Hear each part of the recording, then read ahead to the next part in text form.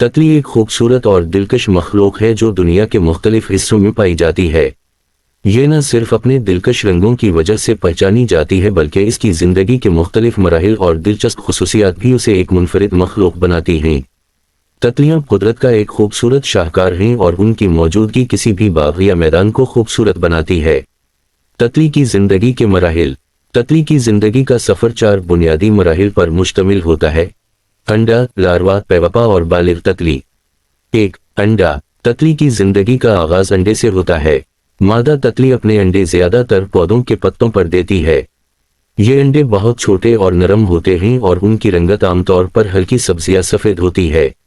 2. Larva, سنڈی۔ کچھ دنوں بعد انڈے سے ایک چھوٹا سا کیڑا یا سنڈی نکلتا ہے جسے لاروا کہا جاتا ہے۔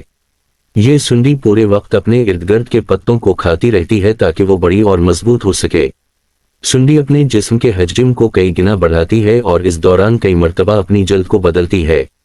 3. پیوپا، کھوپڑی۔ جب سنڈی کا جسم مکمل طور پر بڑھ جاتا ہے تو وہ ایک محفوظ جگہ پر جا کر ایک کھوپڑی نما ڈھانچہ بناتی ہے جسے پیوپا کہتے ہیں۔ اس مرحلے میں تتلی کی سنڈی اندر ہی اندر تبدیل ہوتی ہے اور اس کے پر بنتے ہیں۔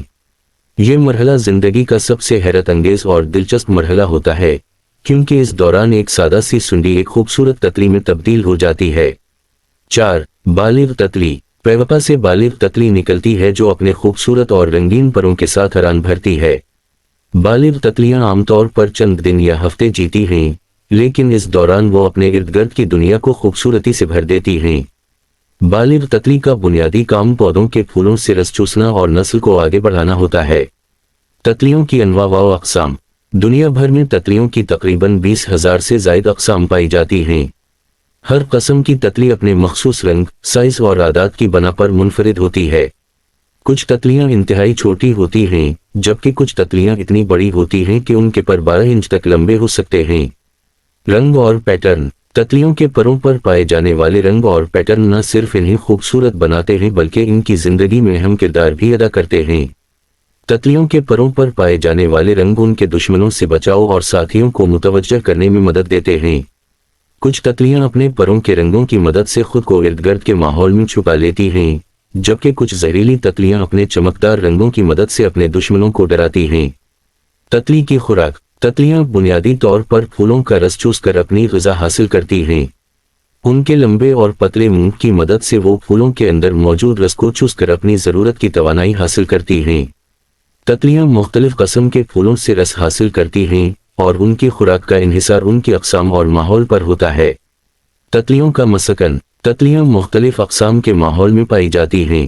وہ جنگلات، باغات، کھیتوں اور یہاں تک کہ شہری علاقوں میں بھی پائی جاتی ہیں۔ تتلیوں کا پسندیدہ مسکن وہ جگہیں ہوتی ہیں جہاں پودوں کی بہتات ہو اور ان کے لیے مناسب مقدار میں خوراک میسر ہو۔ تتلیوں کا ماحول میں کردار۔ تتلیاں نہ صرف خوبصورتی کی علامت ہیں بلکہ وہ ماحول میں اہم کردار بھی ادا کرتی ہیں۔ وہ پودوں کے پھولوں کو جراثیم کشی کرنے میں مدد دیتی ہیں جس سے پودوں کی نسل آگے بڑھتی ہے۔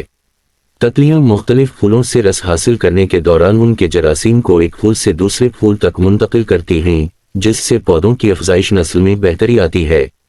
تتلیوں کے تحفظ کی اہمیت۔ آج کل تتلیوں کی تعداد میں کمی واقع ہو رہی ہے جو کہ ایک تشویشناک بات ہے۔ اس کی وجوہات میں جنگلات کی کٹائی، ماحولیاتی تبدیلیاں اور کیمیائی کھادوں کا زیادہ استعمال شامل ہیں۔ تتلیوں کی نسل کے تحفظ کے لیے ضروری ہے کہ ہم ان کے مسکن کو محفوظ رکھیں اور زیادہ سے زیادہ پودے لگائیں۔ باغات میں تتلیوں کے پسندیدہ پھول لگانے سے ان کی تعداد میں اضافہ ہو سکتا ہے۔ تتلیوں کی دلچسپ خصوصیات۔ تتلیوں کی کئی دلچسپ خصوصیات ہیں جو انہیں دیگر کیڑوں سے منفرد بناتی ہیں۔ 1. تتلیوں کے پروں پر چھوٹے چھوٹے فلس ہوتے ہیں جو انہیں رنگین بناتے ہیں۔ 2. تتلیوں کا جسم 3 حصوں پر مشتمل ہوتا ہے: سر، سینہ اور پیٹھ۔ 3. تتلیاں اپنے پروں کے ذریعے محسوس کرتی ہیں اور ان کے پروں پر موجود فلس انہیں درجہ حرارت محسوس کرنے میں مدد دیتے ہیں۔ 4. تتلیوں کے پر بہت نازک ہوتے ہیں اور ان پر ہاتھ لگانے سے ان کی ایران میں مشکلات پیدا ہو سکتی ہیں۔ 5. تتلیاں سرد موسم میں غیر فعال ہو جاتی ہیں اور گرمی کے موسم میں زیادہ متحرک ہوتی ہیں۔ تتلیوں کی علامتیں اور افسانے۔ تتلیاں مختلف ثقافتوں میں مختلف معنوں میں جانی جاتی ہیں۔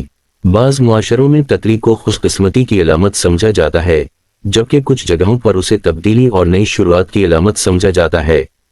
कदीम तहजीबों में तितलियों को रूहों का पैगाम रसा माना जाता था और इन्हें रूहानी दुनिया से जड़ा हुआ तस्वुर किया जाता था। तितलियों की तहकीकी अहमियत। तितलियां तहकीक के मैदान में भी खास अहमियत रखती हैं। साइंसदान तितलियों के रवैये, उनके परों की साख्त और इनकी जिंदगी के मुख्तलिफ मराहिल को समझने के लिए उन पर तहकीक करते हैं। तितलियों की तहकीक से न सिर्फ हम इनकी जिंदगी को बेहतर समझ सकते हैं बल्कि इससे माहौलियाती तब्दीलियों के असरात को भी जानने में मदद मिलती है। नतीजा, तितलियां फितरत का एक हैरत अंगेज और खूबसूरत हिस्सा हैं। इनकी जिंदगी के मराहिल और उनकी खूबसूरती हमें कुदरत की तख्लीकी सलाहियतों का मजहर दिखाते हैं।